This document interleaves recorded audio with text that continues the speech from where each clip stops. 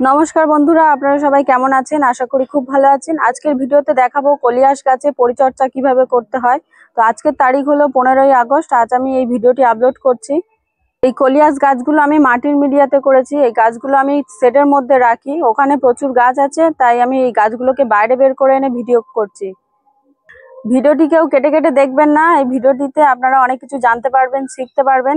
তো চলুন বন্ধুরা, ভিডিওটি শুরু করা যাক।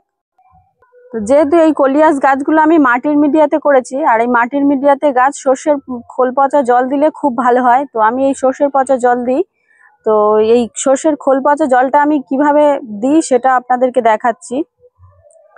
তো এই যে দেখুন, এই সর্ষের খোল পচা জলটা আমি 6 দিন মতো ভিজিয়ে রেখেছিলাম এই 1 বালতির জন্য।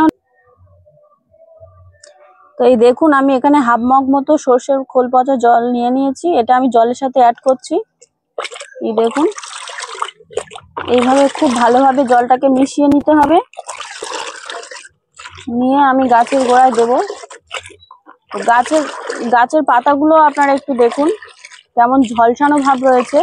আর এই মাটিটা দেখুন, একটু শুকনো শুকনো মাটি, এরকম শুকনো মাটিতে খোল পচা জল দিলে খুব ভালো হয়।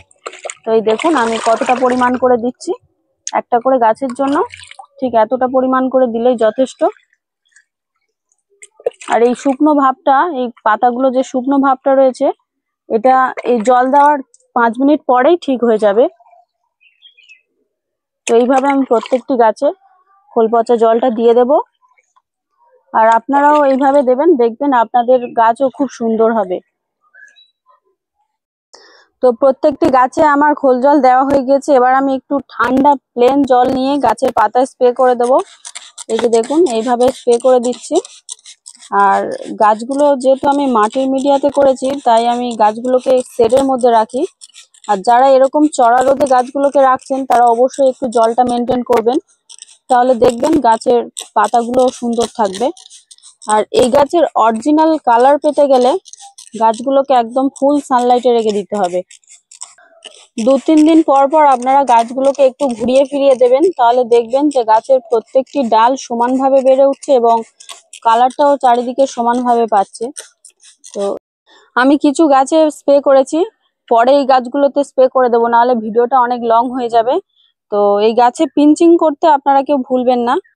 তো আপনারা এই গাছে পিঞ্চিং করতে ভুলবেন না। আর এই পিঞ্চিং মানে কি, অনেকে হয়তো জানে না। পিঞ্চিং মানে হলো এই ডোগ ভেঙে ফেলাকেই পিঞ্চিং বলা হয়। আর শুধু পিঞ্চিং করলেই হবে না, গাছটাকে এরকম ঘুরিয়ে ফিরিয়ে দিতে হবে 2-3 দিন পর পর। দিলে কি হবে, গাছের এই ব্রাঞ্চ গুলো সমানভাবে বেড়ে উঠবে আর সব দিকে কালারটা খুব সুন্দরভাবে পাবে। যেহেতু আমি আজকে খোল জল দিয়েছি, তাই আমি কালকে ডিএপি দানা দেব। তো এই গাছগুলো আমি 6 ইঞ্চি টবে করেছি, তাই টব অনুযায়ী আমি এখানে 8টা ডিএপি দানা দেবো। আর আপনাদের টব যদি 6 ইঞ্চি হয় তাহলে আপনারা 8টা দেবেন, আর যদি 10 ইঞ্চি হয় তাহলে আপনারা 12টা দেবেন। আর বেশি দেওয়ার দরকার নেই, বেশি দিলে বরং গাছে ক্ষতি হয়ে যায়। যেহেতু আমি এই গাছগুলো মাটির মিডিয়াতে করেছি আর কম্পিটিশন লেভেলের জন্য তৈরি করছি, তাই আমি গাছের সম্পূর্ণ পরিচর্যা করি। তো যারা এরকম সম্পূর্ণ পরিচর্যা করতে পারছেন না বা খোল জল দিতে পারছেন না, তারা অবশ্যই মাসে 2বার করে মিক্সার দেবেন। মিক্সার দিলেও আপনাদের গাছ যথেষ্ট সুন্দর হবে। আর মাসে পারলে 1বার অন্তত খোল জলটা দেওয়ার চেষ্টা করবেন। গাছগুলো যত দিন যাচ্ছে বড় হয়ে যাচ্ছে, আর গাছের এর পাতা ওর গায়ে লেগে যাচ্ছে, তাই আপনারা চেষ্টা করবেন গাছগুলোকে অন্ততপক্ষে এরকম 1 ফুট গ্যাপ রাখার। তাহলে কি হয়, গাছের গায়ে অন্য গাছের পাতা লাগবে না আর গাছে কোনো রকম সমস্যাও হবে না। এই যে গ্যাপটা হলো, এটা থেকে বায়ু চলাচল করতে পারবে খুব ভালোভাবে, আর অক্সিজেনও চলাচল করতে পারবে। এটা গাছের জন্য খুব ভালো। দেখুন বন্ধুরা, এই কলিয়াস গাছের পাতাগুলো একটু আগে কেমন ঝলসানো ছিল, গাছে স্প্রে করার পর গাছের পাতাগুলো কতটা সতেজ হয়ে গেছে। আর এই গাছগুলো যথেষ্ট বেড়ে গেছে, তাই গাছগুলোকে রিং পরাতে হবে।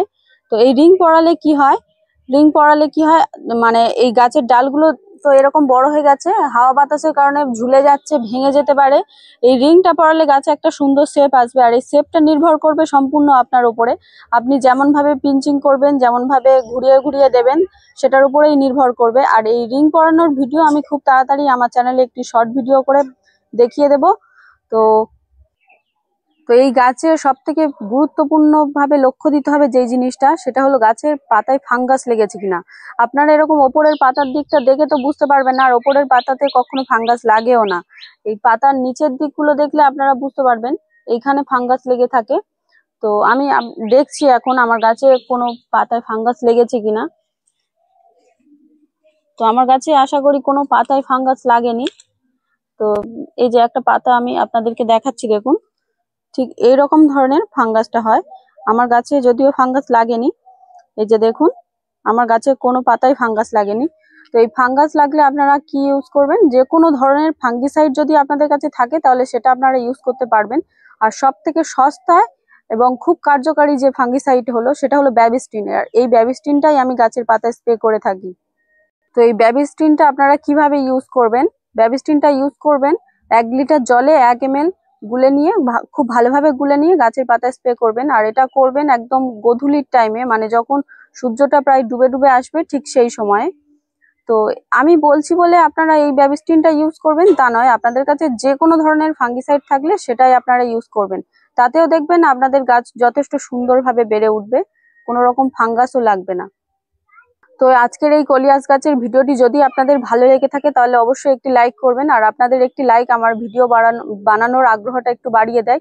তাই আপনাদের যদি মন থেকে মানে ভালো লেগে থাকে তাহলে অবশ্যই একটি লাইক করে জানাবেন। আর এই গাছের বিস্তারিত সম্পর্কে জানতে, পরিচর্যা সম্বন্ধে জানতে আমাকে অবশ্যই কমেন্ট করবেন, আমি রিপ্লাই দেবো। আর এমন কোনো ব্যক্তি নেই যে আমাকে কমেন্ট করেছে আমি তাদেরকে রিপ্লাই দিইনি। তো এতক্ষণ এই ভিডিওটি এত মনোযোগ দিয়ে দেখার জন্য আপনাদেরকে অসংখ্য অসংখ্য ধন্যবাদ। আর চ্যানেলে যদি আপনারা নতুন হয়ে থাকেন, এরকম নিত্য নতুন ভিডিও আমি আপলোড করি, তাহলে অবশ্যই আমার চ্যানেলটিকে সাবস্ক্রাইব করবেন।